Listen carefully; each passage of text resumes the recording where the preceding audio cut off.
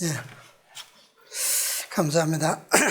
오늘도 이 안식일에 하나님의 말씀을 통하여 우리가 함께 교훈을 얻고 또 은혜를 누리는 귀한 안식일 되시기 바랍니다. 예, 오늘 말씀의 주제는 주제에 대해서 아시죠? 이미 오늘 마태복음 17장에 있는 말씀을 보겠습니다.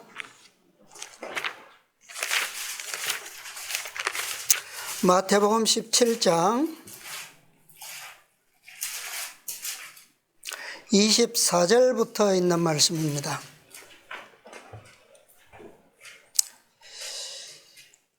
가버나움에 이르니 반세겔 받는 자들이 베드로에게 나와 가로되 너의 선생이 반세겔을 내지 아니하느냐? 가로되 내신다 하고 집에 들어가니 예수께서 먼저 가라사대 시몬아 내 생각은 어떠하뇨? 세상 임금들이 네게 관세와 정세를 받느냐? 자기 아들에게냐 타인에게냐?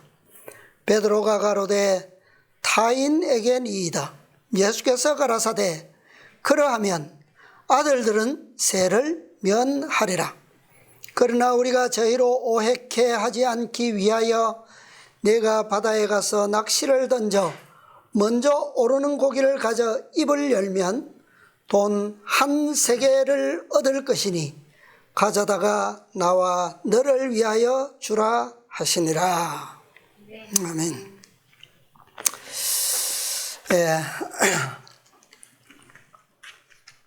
오늘은 이 말씀을 통해서 우리가 예수님께서 공생애 동안에 행하셨던 그 표적, 특별히 어디에서요? 어디에서 일어난 표적입니까?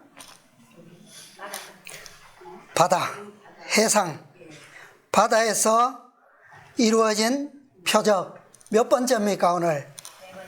네 번째 표적입니다.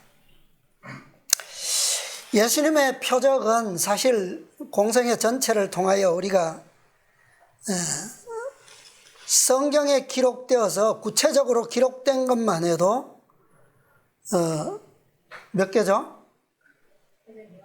35개인가요? 예. 그런데 그것은 구체적인 기록만 그렇고 군데군데 예수님이 행하셨던 그 병자들을 고치시고 행하셨던 그 이적은 요한복음 마지막에 보면 뭐라고 기록되어 있습니까? 낱낱이 기록하기에는 너무 하늘도 감당할 수 없을 만큼 부족하다 그렇게 기록하고 있어요. 그런데 제가 계속 이 바다에서 일어난 표적을 지금까지 주제로 삼고 보고 있는데요. 자, 이것은 오늘날 우리에게 마지막 때에 주어진 귀한 구속의 경륜에서 볼 때에 귀한 진리를 담고 있어서 또 이런 연속적인 해상의 표적을 특별히 선택해서 보고 있습니다. 자, 여기 보면 어떤 기적입니까? 어떤 표적이에요? 어디에서 은하를 얻습니까? 물고기는 어디에 사는데요? 바다에서. 그런데 바다에 그 물고기가 한두 마리입니까? 자, 여기에 이제 특별히 이 세겔을 얻는데 이 왜 세겔이라고 하는 기적을 위해서 어떤 대화가 어떤 질문이 나왔어요? 그 성전세 받는 사람들이 베드로에게 와서 물었어요. 너의 선생이 반세겔을 내지 아니하느냐? 반세겔. 베드로는 뭐라고 대답했습니까? 내신다. 당연히 당연히 내신다. 예, 당연히. 그런데 여기 나오는 이 반세겔이라고 하는 것은 이 두 드라크마입니다. 문자적으로 두 드라크마. 그래서 이 드라크마는 헬라의 동전이거든요. 헬라의 동전인데 지금은 어느 시대입니까? 로마 시대잖아요. 그죠? 로마 시대에는 같은 동전으로서 데나리온이 있습니다. 데나리온. 자, 데나리온은 잘 아시죠? 한 데나리온이 얼마예요?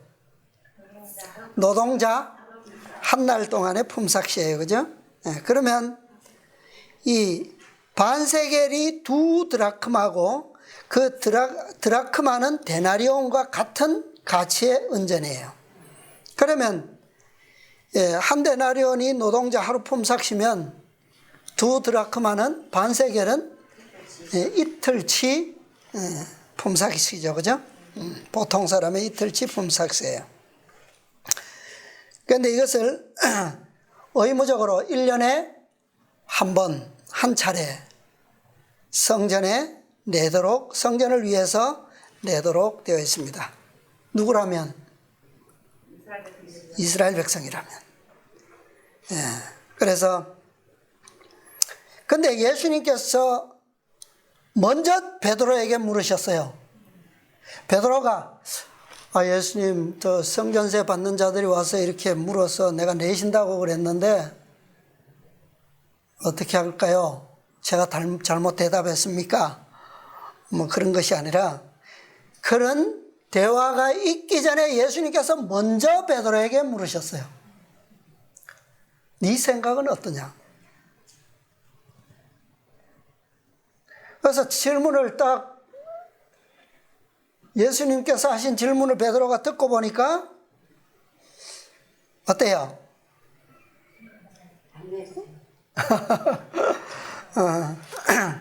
자, 베드로는 당연히 어쨌든 예수님께서 하신 질문에 합당한 질문이었고 답을 또 했죠. 그죠? 그랬더니 예수님께서 그러하면 아들들은 세를 면하리라. 이 대답 속에서 그가 내가 잘못 대답을 했구나 생각이 들겠죠. 당연히. 그런데 27절에 보면 그게 중요하죠. 그렇지만 우리가 저들로 하여금 네가 이미 대답했는데 오해치 않기 위하여 내는 것이 뭐야? 옳다라고 하는 거죠.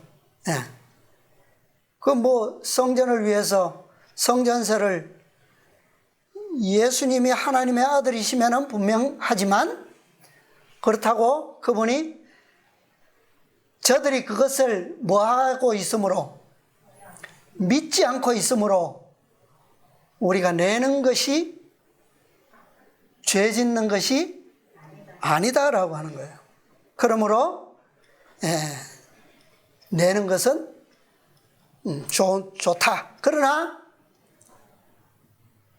저들이 믿지 않는다고 해서 그냥 내는 것은 뭐하다는 거예요? 그것은 올바르게, 물론 지금까지 그들에게 증거가 주어지지 않은 것은 아니지만 다시 한번 이 사건을 통해서 하나님의 아들이심을 분명한 증거가 필요하다라고 하는 것을 이 사건에서 보여주고 계십니다. 자, 이 반세겔은 나라에 내는 세금이 아니죠. 그죠? 성전 봉사를 위해서 내는 것이기 때문에 성전 봉사에 해당하는 국민은 누구밖에 없어요? 로마 국민들 중에 유대인들밖에 없어요. 그죠? 이스라엘 백성들밖에 없어요. 이것은 종교적으로 내는 헌금이고 기부금입니다. 근데 기부금이기는 하지만 금액이 정해져 있어요. 그죠? 이스라엘 백성이라면 정해진 기부금을 내는 것이 의무로 되어 있습니다.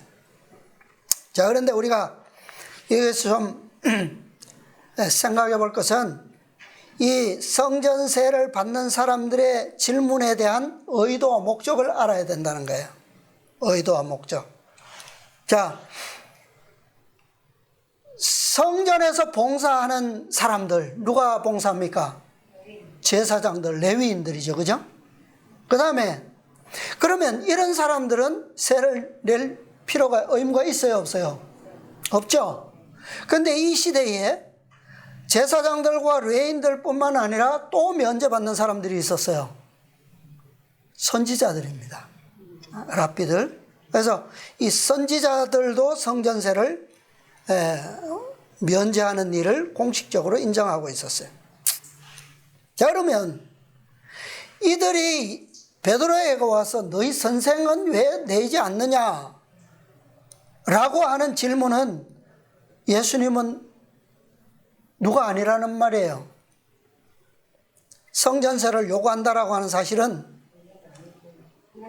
레위인도 아니고 제사장도 아니고 선지자도 아니다라고 하는 거예요. 그죠? 네.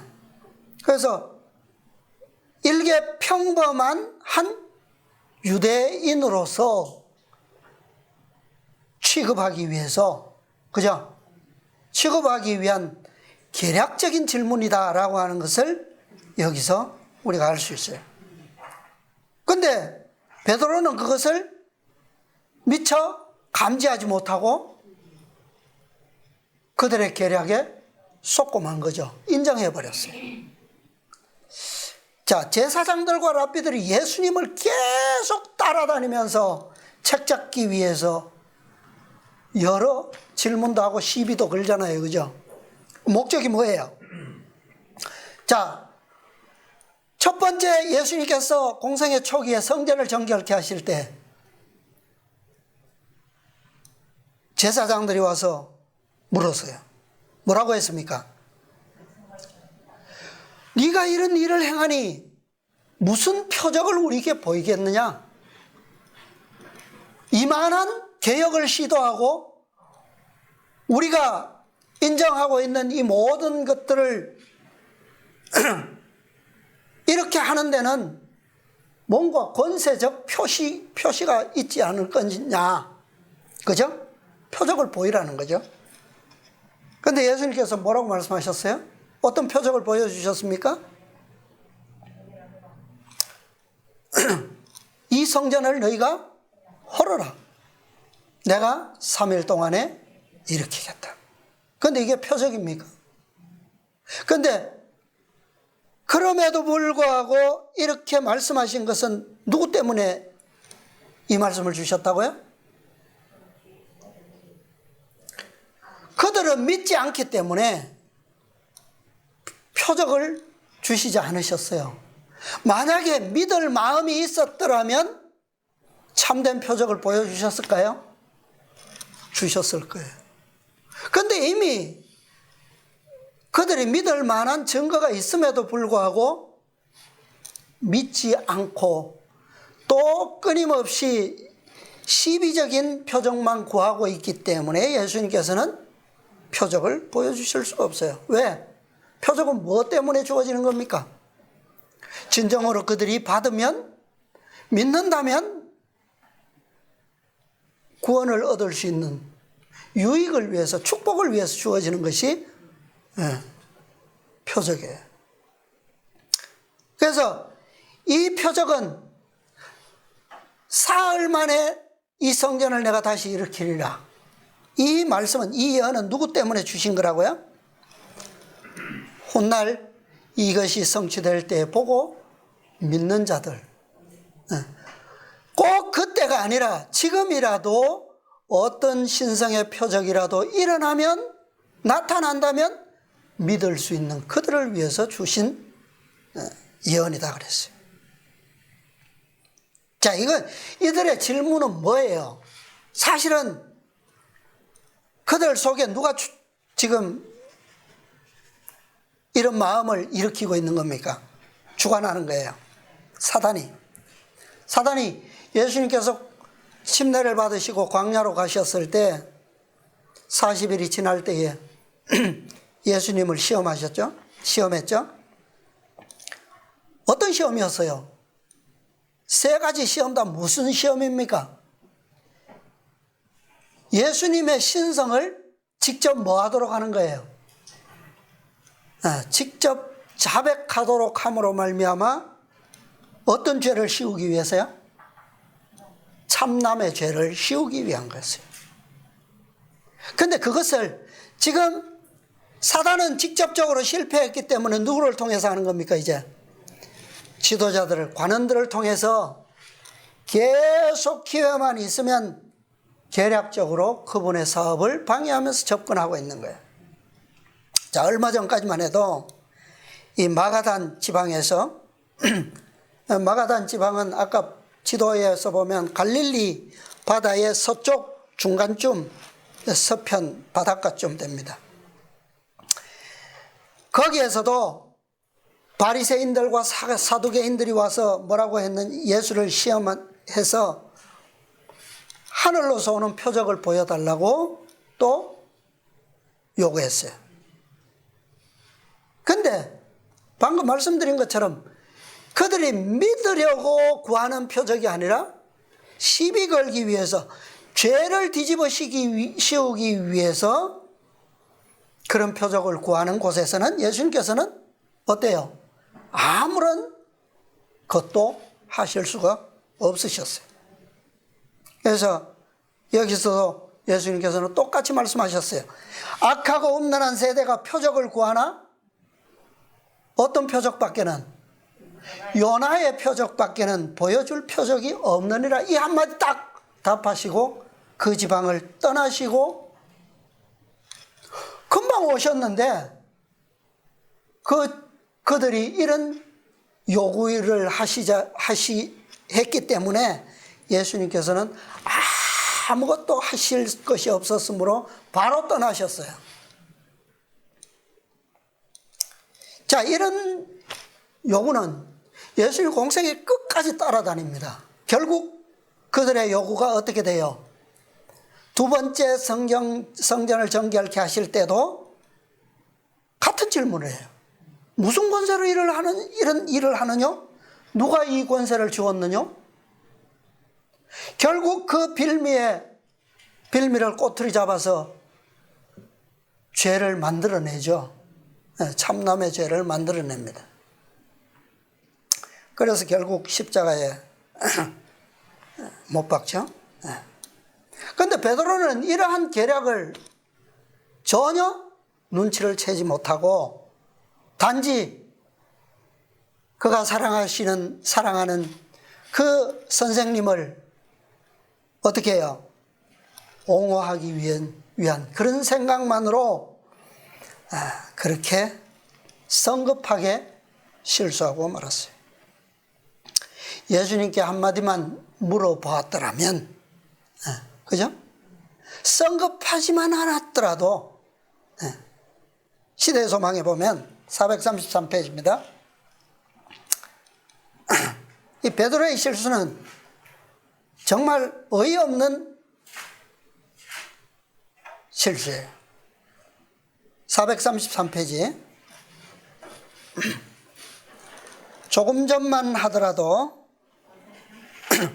433페이지. 조금 전만 하더라도 베드로는 예수를 누구로요?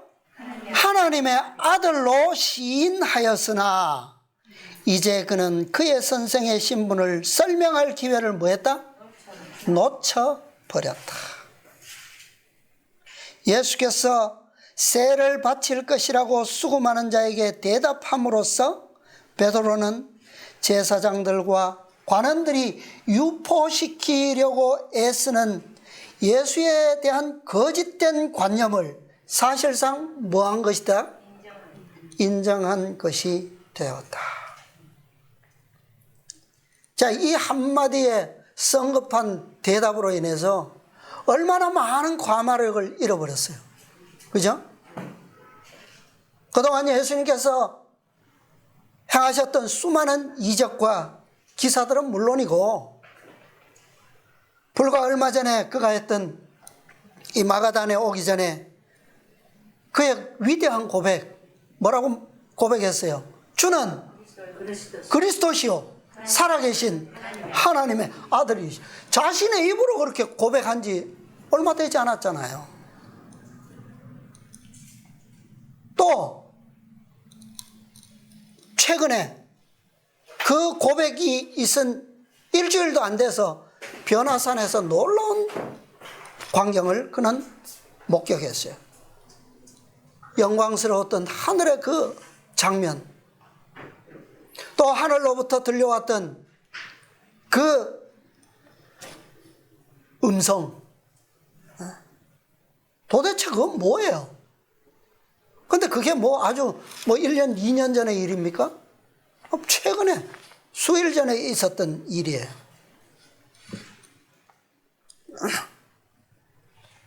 베드로가 그것을 불신해서가 아니죠. 불신해서가 아니에요. 그러나 그의 그 성급함, 그런 것들이 지금까지의 많은 감화와 또 그 마음의 믿음과 고백들을, 자신은 불신한 것은 아니지만 많은 사람들에게 그런 효력을, 그죠? 영향력을, 감화를 끼쳤다 이 말이에요. 근데 예수님께서 베드로의 그 실수에 대해서, 자, 세를 내는 것은 좋다. 그러나 너희가 끼쳤던 그 불신의 감화는 뭐예요? 그냥 넘어가실 수가 없으셨어요. 그래서 베드로의 이 무지와 실수에 대해서 이 사건을 통해서 바로 잡으셨습니다. 자,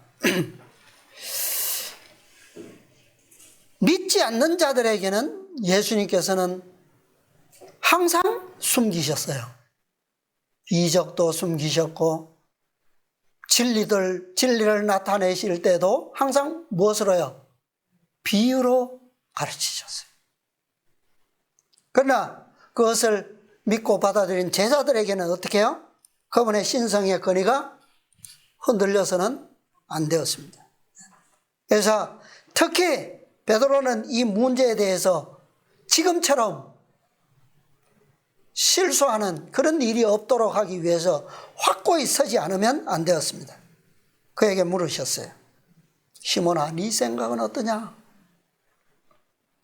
세상 임금들이 관세와 정세를 누구에게 받느냐? 아들에게냐? 타인에게냐? 이 질문에 대해서 오해하거나 곡해할 사람은 없죠? 답은 분명한 겁니다. 누구에게도 뚜렷해요.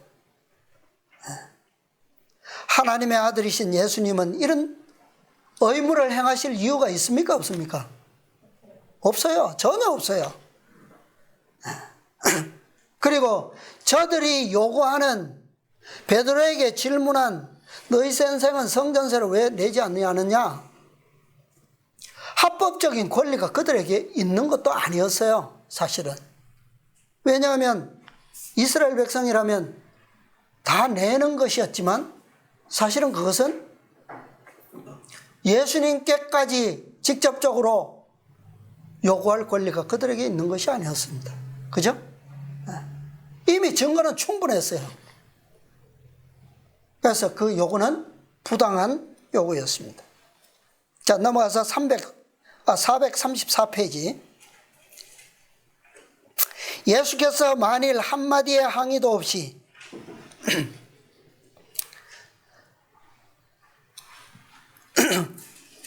만일 한마디의 항의도 없이 성전세를 바치셨더라면 그 주장이 정당하다는 것을 사실상 승인하는 것이 되었을 것이요, 따라서 그의 신성도 부인하는 것이 되었을 것이다. 자, 만약에 그렇게 되었더라면, 그냥 묵인하고 넘어가셨더라면 예수님께서 앞으로 하시는 모든 사업들이 또 다른 양상에서 반대와 비난과 불신을 만나게 되었을 겁니다. 그러나 그는 그 요구에 응하는 것은 좋다고 생각하셨으나 그 주장을 하게 된 근본 문제에 대해서는 어떻게 해요? 부인하셨다. 세를 지불하실 돈을 준비하심으로써 어떻게 해요? 어떻게 준비하셨어요? 기적으로, 표적을 통해서 그는 자신의 신적인 신분에 대한 증거를 보여주셨다. 예수는 하나님과 하나가 되신 자요, 그러므로 그 나라의 일개 시민처럼 세를 내실 의무가 없으시다는 것이 명백하여졌다. 자, 그럼에도 불구하고 예수님께서는 자신의 권리를 포기하셨어요. 성전세를 의무로서 내셨는데 그것은 의무 때문에 내신 것이 아니라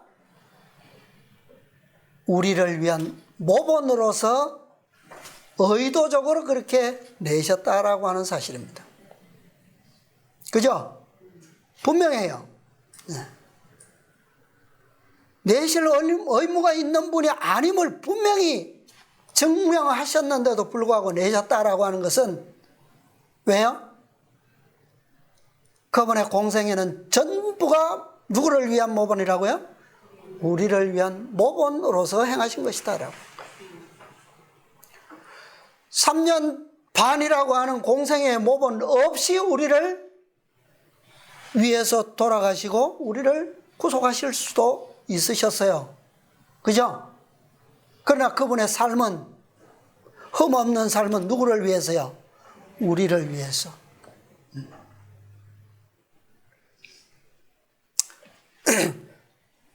자, 이 방법에서 우리가 분명히 알아야 되는 것은 예수님께서 이렇게 하신 의도는 어떤 사람들과도 불필요한 논쟁이나 불화를 피해야 한다라고 하는 사실입니다. 자, 오늘 침례 요한의 경우에서도 잘 우리가 그 교훈을 배울 수가 있었습니다. 불필요한 논쟁이 있어서는 안 돼요. 불화. 자, 예수님께서 베드로가 이미 내신다고 약속한 것, 대답한 것에 대해서 내지 않는다면 분명히 예수님께 직접 와서 따질지 안 따질지는 모르겠지만 베드로에게는 반드시 뭐가 있을 겁니까? 그것에 대해서 따질 거 아니에요, 그죠? 이렇게 걸 거란 말이에요. 예수님께서 세를 내시는 것이 범죄하는 불법이 아닌 이상은 그것을 내는 것에 대해서 아무런 문제가 없어요. 그죠? 그것을 보여주시는 거예요. 단지 뭐만 있을 뿐입니까? 반세겔에 대한 경제적 손실은 있어요. 그죠? 있어요.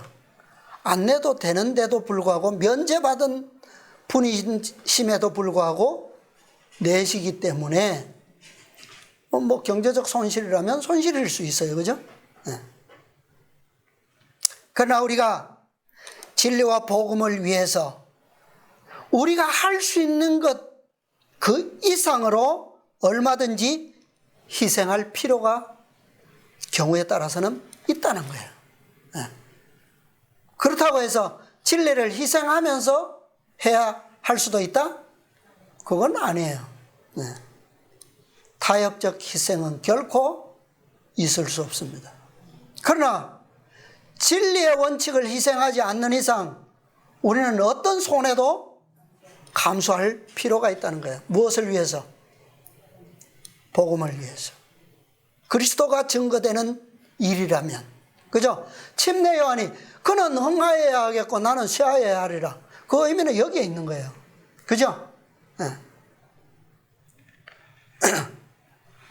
그분의 공생애를 통해서 이루셨던 모든 의무의 순종은 전적으로 우리의 모본이 되시기 위해 그런 삶을 사셨다라고 하는 것입니다.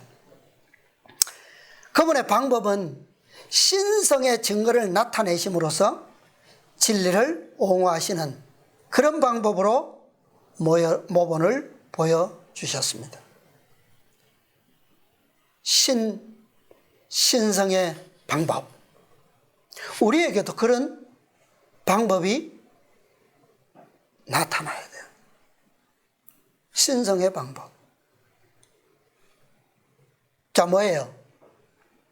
우리에게도 그들이 믿지 아니함으로 일어나지 아니하는 그 변화, 믿는 자에게는 그것이 뭐예요? 그것이 표적이요, 그것이 기적인 겁니다. 그렇죠? 네. 우리가 침례 요한처럼 그리스도를 증거하기 위해서 자신을 온전히 죽는 데까지 내어주는 것, 그러한 능력은 뭡니까? 그러한 변화. 그죠? 그게 바로 기적이에요. 네. 자, 왜 베드로는 자신의 목만 내면 되는데 예수님께서 나와 너를 위하여 내라. 두 사람의 세를 냈어요. 왜 두 몫을 베드로가 내야 했습니까? 성전세는 대신할 수 있어요, 없어요? 없어요. 매인마다 각인이 내는 세금이에요. 그죠? 자, 출애굽기에 있는 말씀 다시 한번 보겠습니다. 출애굽기 30장 11절부터 보면요, 여호와께서 모세에게 일러 가라사대 네가 이스라엘 자손의 수요를 따라 조사할 때에 조사받은 각 사람은 그 생명의 속전을 여호와께 드릴지니 이는 그 계수할 때에 그들 중에 온역이 없게 하려 함이라. 13절 무릇 계수 중에 드는 자마다 성소의 세겔대로 반 세겔을 낼지니 한 세겔은 20게라라. 그 반 세겔을 여호와께 드릴지며 무릇 계수 중에 드는 자 곧 20세 이상 된 자가 여호와께 드리되 너희의 생명을 속하기 위하여 여호와께 드릴 때에 부자라고 반세겔에서 더 내지 말고 가난한 자라고 덜 내지 말지며 너는 이스라엘 자손에게서 속전을 취하여 회막의 봉사에 쓰라. 이것이 여호와 앞에서 이스라엘 자손의 뭐가 된다고요? 기념이 되어서 너희의 생명을 뭐하리라? 속하리라. 부자라고 더 낸다고요? 가난한 자라고 덜 낸다고요? 네. 누구든지 20세 이상 계수 안에 들기만 하면 똑같이 내도록 한 것이 바로 성전세입니다. 이것이 뭐라고요? 속전이다 그랬어요. 네. 이것이 이스라엘 자손의 뭐가 된다 그랬습니까? 기념이 되어서 너희의 생명을 속하리라. 생명의 값이에요. 속전이에요. 부자라고 더 비싸지 않고 가난한 자라고 생명의 속전이 더 저렴한 게 아니라는 거죠. 그죠? 네. 왜요? 그 속전은 누구를 표상하는 겁니까? 그리스도의 희생을 표상하는 거예요. 그리스도의 희생이 누구에게는 더 많이 매겨지고 더 적게 매겨지고 그런 게 아닙니다. 똑같은 희생이 모든 사람을 위해서, 각 사람을 위해서 치루어졌어요. 자, 회막의 봉사는 레위인들에 의해서 이루어졌어요. 그래서 이 속전은 누구에게 갔습니까? 기업이 없었던, 특별히 받지 못했던 레위인들에게 이 속전이 주어졌어요. 비록 성전 봉사는 제사장들과 레위인들이 행하는 것이었지만 성전 봉사의 근본 목적인 죄의 용서와 도말을 통한 구원, 생명의 속전, 이것은 어떻게 가능한 거예요? 레위인들이 줄 수 있나요? 제사장들이 주었나요? 그 근본 생명의 능력은 어디에서 온 겁니까? 그들이 대신 봉사를 행했던 그 어린 양의 희생으로부터 온 거예요. 그죠? 근데 어린 양의 희생은 누구의 희생입니까? 하나님의 아들 예수 그리스도의 희생이잖아요. 그죠? 그것이 바로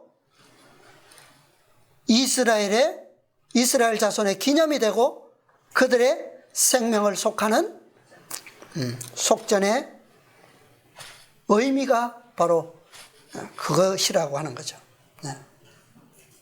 그러니까 그러면 이것은 그냥 오는 것입니까? 어떻게 오는 거예요? 그리스도의 희생을 통한 이 생명의 구속은 기적으로 오는 거죠. 그냥 오는 게 아니죠. 그리스도께서 이루시는 그 희생의 기적을 통해서만. 왜요? 이것은 아까 뭐라고 그랬습니까? 너희가 이 성전을 헐라 내가 사흘 동안에 일으키리라. 내가 보여줄 표적은 어떤 표적밖에 없다고요? 요나의 표적밖에 없다. 같은 표적이잖아요. 근데 그 표적은 그냥 이루어집니까? 요나가 물고기 뱃속에서 3일 동안이나 깊은 바다 속에 있었는데 그가 살아난 게 그냥 살아난 거예요? 그게 뭐예요? 그게 바로 표적이라는 거예요. 네. 이 기적의 선물은 그렇게 온다는 거죠. 그리고 이 선물의 값은 누구에게나 동일한 것이다. 부자나 가난한 자나 귀족이나 평민이나 그 누구라도 구원의 조건은 다 뭐하다는 거예요? 똑같다는 거예요. 창조주 그리스도의 희생이 없이는 아무리 부한 자나 귀족이라도 권세자라 할지라도 얻을 수가 없어요. 누구에게든지 무엇만이요? 그리스도께서 주시는 그 의만이 우리의 의가 될 수 있다라고 하는 것을 여기에서 가르치고 있습니다. 자, 이것은 뭐예요? 이것은 약속이잖아요. 그죠? 언약. 피로 인친 언약이에요. 그런데 이 약속은 아까 그리스도로 말미암아 주어지는 것이지만 그게 약속이에요. 그죠? 그러나 그것은 어떻게 성취된다고요? 어떻게 내 것이 된다고요? 용서는 어떻게 옵니까? 예수님께서 죽으셨어요. 용서를 위해서. 그런데 성소의 봉사에 아까 그 제목 나왔죠? 복음의 질서. 누구를 통해서, 무엇을 통해서? 제사장들의 봉사를 통해서 그게 실제로 오게 되는 거예요. 그죠? 그러므로 이 약속은 베푸는 자와 받는 자가 뭐함으로? 협력함으로 이루어지는 관계예요. 베드로는 그리스도로부터 말미암는 약속을 받았습니다. 그죠? 약속을. 내가 낼 것과 네가 낼 세는 이미 약속되었어요. 그런데 뭐 해야지만 돼요?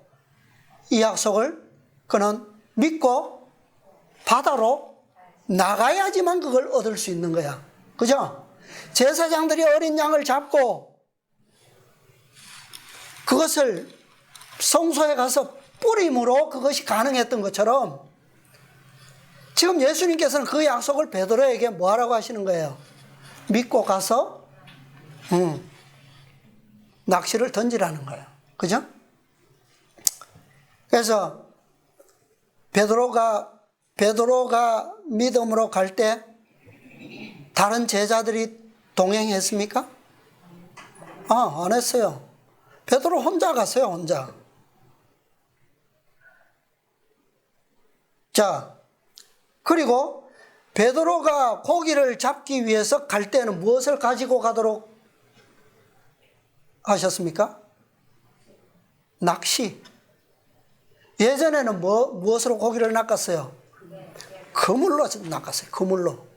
그죠? 그런데 여기서만큼은 유일하게 그 약속된 물고기를 잡기 위해서 가지고 갈 것은 그물이 아니고 낚시였어요, 낚시. 그물은 어떻게 작업합니까? 홀로 작업해요? 여럿이 작업하죠. 그런데 낚시는요? 여럿이 낚시를 합니까? 혼자서 낚싯대를 들이우잖아요. 예수님도 동행치 않으셨어요.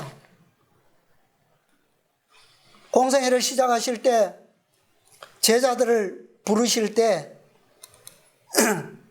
깊은 곳에 가서 그물을 내려라. 예수님께서 어디 계셨습니까? 그 배에 함께 계셨어요. 그죠? 또 마지막에 고기를 많이 잡으실 때 예수님께서 어디 계셨어요? 그 바닷가에 가까이 계셨어요. 그죠? 근데 여기서는 이 기적에서는 제자들도 함께 하지 않았고 그물도 아니고 예수님께서 같이 동행치도 않으셨어요. 그런데 목적은요, 예수님이 내실 성전세와 베드로가 내야 될 성전세를 위해서 베드로 혼자 가야 했다 이 말이에요. 자, 이것은 베드로가 단지 무엇만을 믿고 가야 된다는 겁니까? 예수님의 말씀만을, 약속만을 믿고 가야 된다라고 하는 상황을 지금 보여주시는 거예요. 그는 약속을 받았고 명령을 따라서, 그죠? 그것만 믿고 의지할 따름이에요. 믿음으로 말미암는 의의 기별은 지금 이게 몇 번째 해상표적이라고요? 네 번째 해상표적. 이 믿음으로 말미암는 의의 기별은 개인적인 기별이고 홀로 서는 기별이에요. 그 기초가 뭡니까? 말씀이에요. 약속이에요. 전적으로 말씀만을 믿고 의지하는 그 믿음을 가르치기 위한 표적이요 기별인 것입니다. 베드로의 속전은 그리스도의 약속의 말씀만을 믿음으로 말미암는 그리스도와 둘만이 맺는, 그러나 협력을 통하여 얻어지는 기적의 선물이다라고 하는 것을 가르쳐주고 있어요. 그리고 그 선물은 두 사람의 성전세를 내기에 충분한 돈이 거기에 약속되어 있어요. 그리스도께서는 자신은 물론 우리를 위해서 충분하고도 완전한 의를 이루셨어요. 그렇죠? 그리고 그것을 우리에게 선물로 주시기 위해서 마련하셨어요. 자, 이 네 번째 해상의 표적을 통해서 보여주신 기별은 바로 이것입니다. 개인의 구주로서 베드로와의 관계를 맺으시는 그리스도. 그런 분으로서 베드로에게 나타내신 것입니다. 자, 자, 마지막으로 한 가지 생각해 보겠습니다. 왜 생명의 속전인 성전세는 기적으로 준비되어야만 하는가? 기적으로.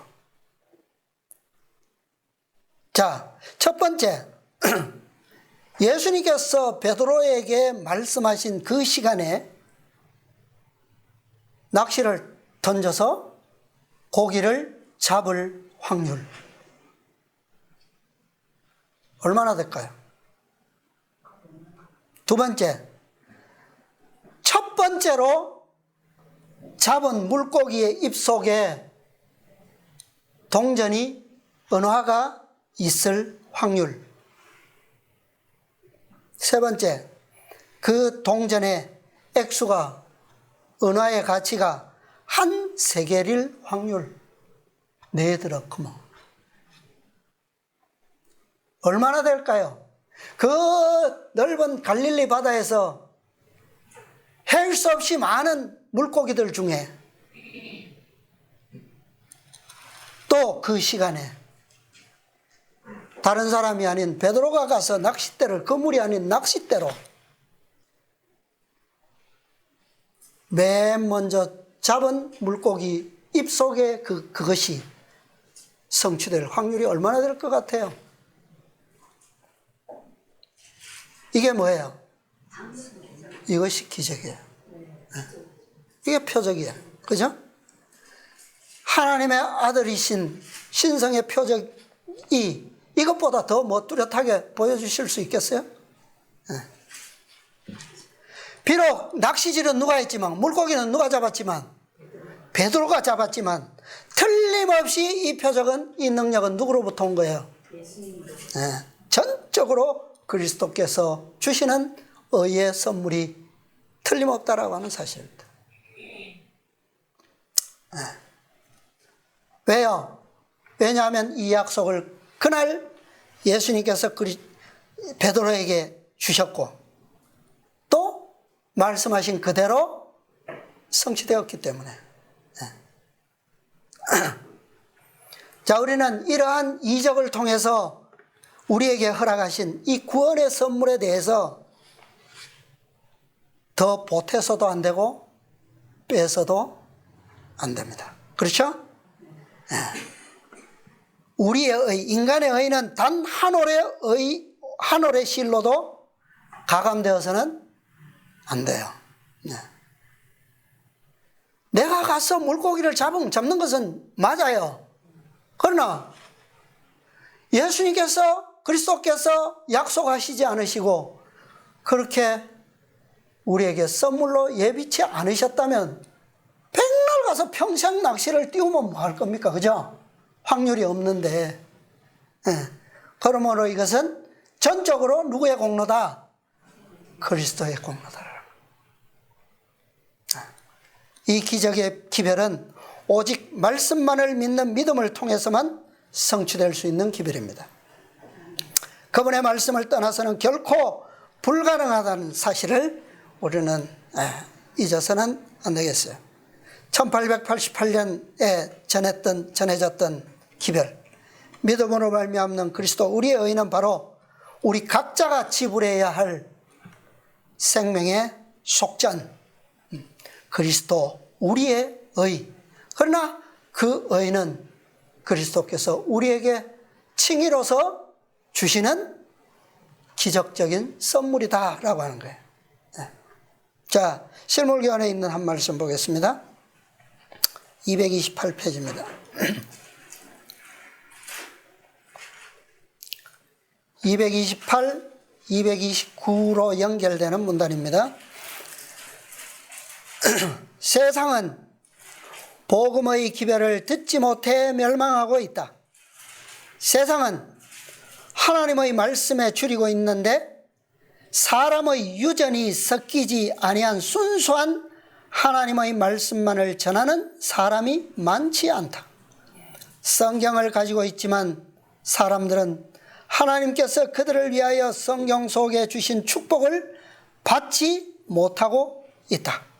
주께서는 당신의 종들이 당신의 기별을 전하기를 요구하신다. 영생의 말씀이 죄악 중에서 죽어가는 자들에게 전해져야 한다. 바로 계시록 18장 천사,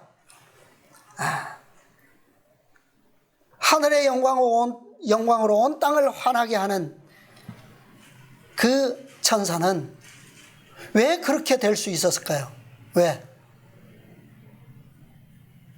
전적으로 하나님의 말씀만을 전했기 때문에, 그죠? 인간의 유전이 섞이지 아니한, 인간의 가르침이 전통이 섞이지 아니한 그런 하나님의 말씀만으로 전해지는 기별, 그것만이 무엇을 가져온다고요? 기적을 가져올 수 있어요. 그죠? 그런데 그들의 불신은, 그죠? 불신은 그것을 거절했습니다. 자, 또 잘 아는 말씀 보겠습니다. 믿음의 의에 관한 연구. 믿음은 오직 하나님의 말씀만을 의존하고 오직 그 말씀이 그 말씀하는 일을 이루도록 기대하는 것이다. 그러므로 믿음으로 말미암는 의인은 오직 하나님의 말씀만을 의존하고 오직 그 말씀이 그 말씀하는 일을 이루기를 기대함으로 의롭게 되는 의를 말한다. 믿음으로 말미암는 의는 믿음에 의하여 얻는 의이다.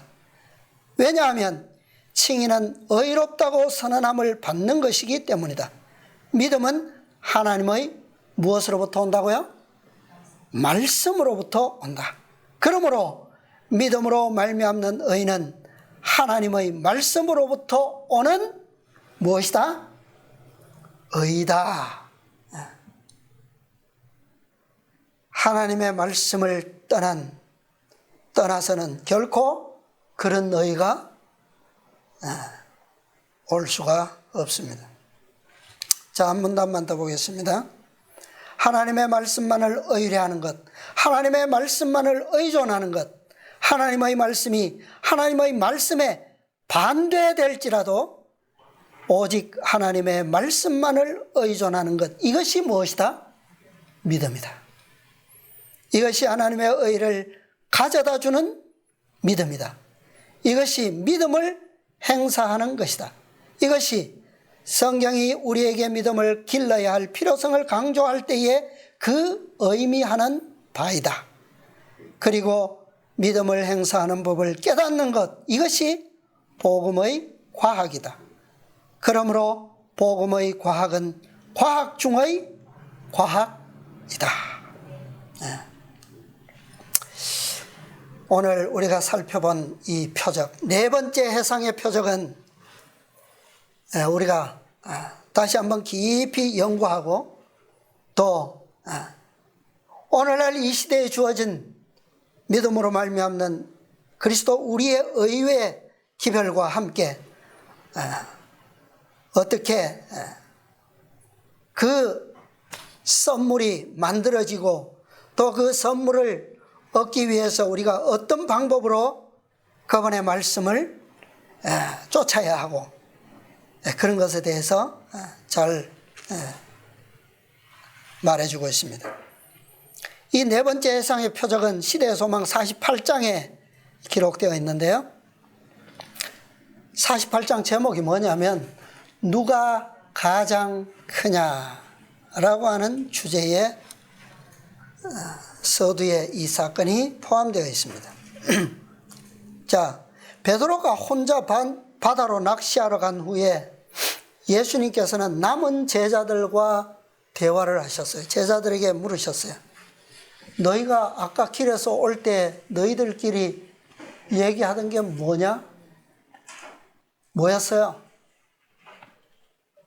그들끼리 예수님 몰래 속닥속닥 하던 주제가 뭐였습니까? 누가 가장 크냐라고 하는 주제였어요.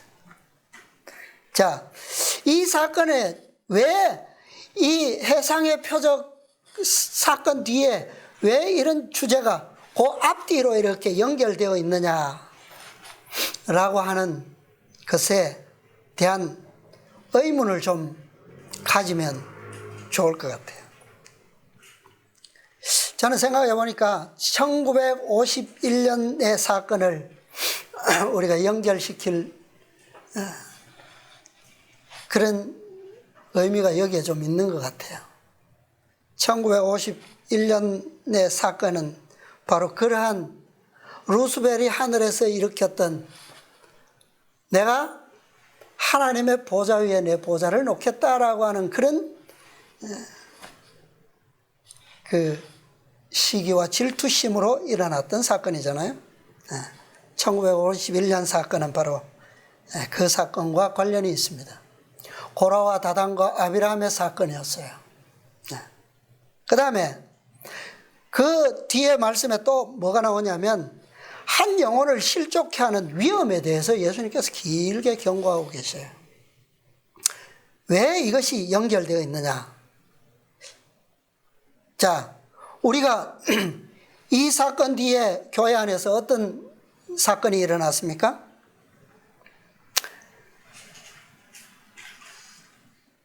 재혼에 대한 문제가 교회에 나왔어요.